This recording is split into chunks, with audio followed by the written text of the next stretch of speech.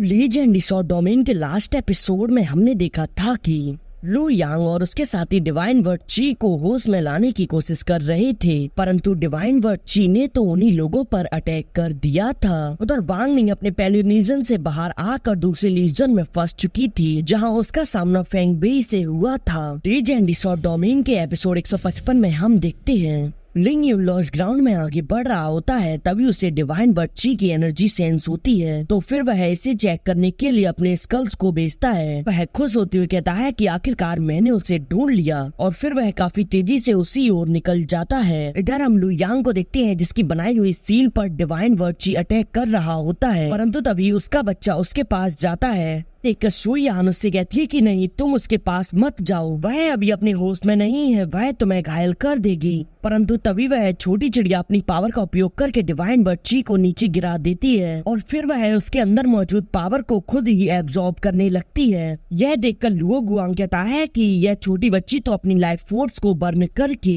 अपनी माँ को रोक रही है। इस पर लू यांग कहता है कि हमें जल्दी ही कोई न कोई एक्शन लेना पड़ेगा, चलो देर मत करो। वह अपनी बनाई हुई सील को डीएक्टिवेट कर देता है। इधर वह छोटी चिड़िया उसकी पावर को एब्जॉर्ब कर रही होती है, तो यह देखकर वह डिवाइन बर्ड काफी ज्यादा गुस्सा हो जाती है, और फिर वह अग्रेसिव रूप में अपनी पावर को रिलीज करती है, जिससे कि छोटी बच्ची उसके ऑरा से पीछे हो जाती है, और फिर वह चक्कर खाकर नीचे गिर जाती है। इधर वह डिवाइन बर्ड अब काफी ज्यादा गुस्सा हो चुका होता है, वह शू यान और लुओ गुआंग को अपने ऑरा से ही पीछे कर देता है। यह देखकर लू यांग अपने 5 एलिमेंटल किलिंग ड्रैगन को उसकी तरफ भेज देता है। अब वह किलिंग ड्रैगन उस डिवाइन पक्षी से टकराता है, परंतु वह डिवाइन वर्ड उस अटैक को डिस्ट्रॉय कर देता है। यह देखकर लू यांग वहां अपनी मूवी लाइट डिवीजन टेक्निक का उपयोग करता है, जिससे कि वह डिवाइन वर्ड अपनी जगह पर ही ट्रैप हो जाता है। अब लू यांग शू यान से कहता है कि शू यान जल्दी ही मुझे डिवाइन फ्रूट दो। यह सुनकर शू यान तुरंत ऐसा ही करती है। अब लू यांग उस डिवाइन फ्रूट को तुरंत ही उस डिवाइन वर्ड के मुंह में डाल देता है, जिससे कि अब धीरे धीरे उस बर्ड के अंदर मौजूद अग्रेसिव एनर्जी शांत होने लगती है, और फिर वह डिवाइन वर्ड ची पूरी तरह से शांत हो जाता है, और वह एक लेडी का रूप लेकर नीचे गिरने लगता है। तभी लू यांग जाकर उस लेडी को हवा में ही पकड़ लेता है। अब लू यांग लुओ गुआंग से पूछता है कि वह बच्चा कहाँ पर है। इस पर लुओ गुआंग उस बच्चे के पास जाता है और कहता है कि वह यहाँ है, और फिर वह उसे उठाकर शू यान के पास ले आता है। शू यान को देखकर वह बच्चा शू यान की ओर जाने लगता है। यह देखकर शू यान खुश होती है और कहती है कि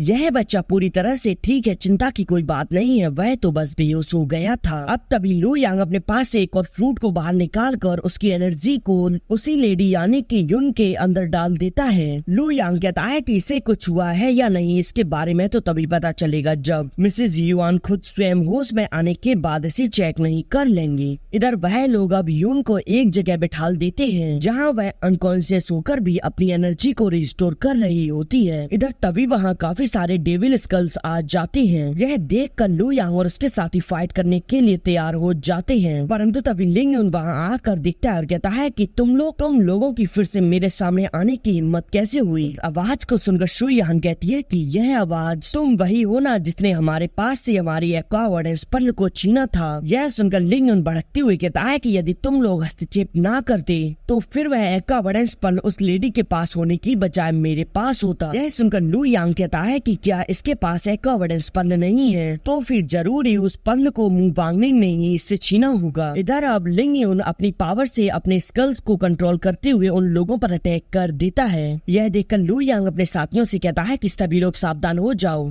इस बार तो यह पहले से भी अधिक पावरफुल है। लुओ गुआंग आगे आकर स्काई थंडर स्लैश टेक्निक का उपयोग करता है, जिससे कि काफी सारे पत्थर उन डेविल स्कल्स से टकराते हैं, परंतु वह डेविल स्कल्स उन पत्थरों को डिस्ट्रॉय करके आगे बढ़ जाते हैं। लुओ गुआंग अपनी पावर का उपयोग करके उन डेविल स्कल को रोकने की कोशिश कर रहा होता है, परंतु लिंग तो इस पावर को देखकर मुस्कुराता है और कहता है कि तुम लोग मेरा कुछ नहीं बिगाड़ पाओगे। इधर कुछ डेविल स्कल शू यान और लू यांग पर भी हमला कर देते हैं। अब शू यान भी एक डेविल स्कल से फाइट करने लगती है। अब लू यांग हवा में आकर अपनी 5 एलिमेंटल स्वॉर्ड का उपयोग करते हुए उससे एक डेविल स्कल पर अटैक करता है, जिससे कि वह डेविल स्कल उन स्वॉर्ड्स के बीच ट्रैप हो जाता है। यह देखकर लिंग यून तुरंत अपनी स्वॉर्ड से उस स्कल की ओर अटैक कर देता है, जिससे कि लू यांग की स्वॉर्ड्स पीछे हो जाती हैं और वह स्कल आजाद हो जाता है। अब लिंग यून तुरंत अपने डेविल स्कल को अपने पास बुलाता है और वह लू यांग से कहता है कि मुझे उम्मीद नहीं थी कि तुम लोग मेरे सामने टिक भी पाओगे, परंतु इस बार तुम लोग चिंता मत करो, मैं इस बार तुम में से किसी को भी जीवित छोड़ने वाला नहीं हूँ। और फिर वह वहाँ मौजूद अपने सभी स्किल्स की पावर को अपने अंदर एब्जॉर्ब कर लेता है, जिससे कि उसकी अपीयरेंस ही बदल जाती है और फिर वह एक डेविल की तरह दिख रहा होता है। और अब वह आगे बढ़कर लू यांग पर एक स्लैश अटैक कर देता है, जिससे लू यांग बच जाता है। लू यांग उसकी ऐसी पावर को देखकर थोड़ा घबरा तो जाता है,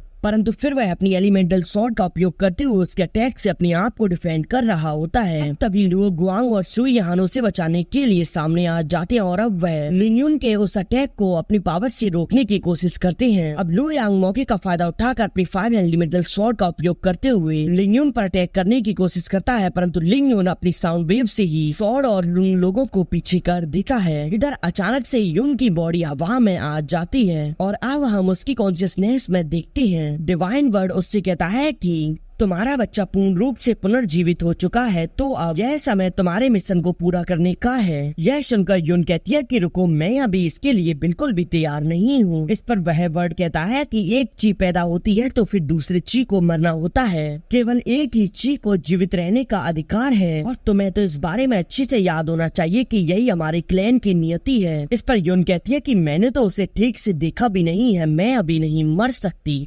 इस पर वह वर्ड उसके पास आता है और कहता है कि यदि तुम जीवित रहना चाहती हो तो फिर तुम्हें भी एक तरीका पता है, तुम उसे क्यों ना फॉलो करो। इस पर युन कहती है कि लेकिन वह तो मेरा बच्चा है। इस पर वह वर्ड कहता है कि तो ठीक है, तुमसे यह नहीं होगा तो मैं इसमें तुम्हारी मदद करूंगी। और फिर वह वहाँ से डिसअपियर हो जाता है। इधर युन धीरे धीरे बाहर होश में आने लगती है। लिंग युन उन लोगों से कहता है कि इस बार अब तुम मारे जाओगे और फिर वह अपनी स्वॉर्ड से उन लोगों पर अटैक कर देता है, परंतु अचानक से वह अटैक उन लोगों को टकराने से पहले ही रुक जाता है। और अब हम देखते हैं कि उस अटैक को किसी और ने नहीं, खुद युन ने रोका होता है। लुओ गुआंग कहता है कि मिसेज युन फाइनली जाग गयी। तभी लू यांग उसे रोकता है और कहता है कि अभी रुक जाओ, मुझे कुछ गड़बड़ी लग रही है। अब युन अपने बच्चे की ओर देखती है और फिर वह काफी क्रूर तरीके से उसी स्वॉर्ड को अपने हाथ से घुमाकर लिंगयुन के अंदर घुसा देती है, जिससे कि लिंगयुन दूर जाकर गिरता है और उसके अंदर वह स्वॉर्ड पूरी तरह से घुस चुकी होती है। अब युन गुस्से में लू यांग की ओर बढ़ने लगती है। यह देखकर लू यांग समझ जाता है। वह कहता है कि उसका इंटेंशन सही नहीं है और फिर इसी के साथ यह एपिसोड यहीं एंड हो जाता है और इसका नेक्स्ट एपिसोड सोमवार को आएगा।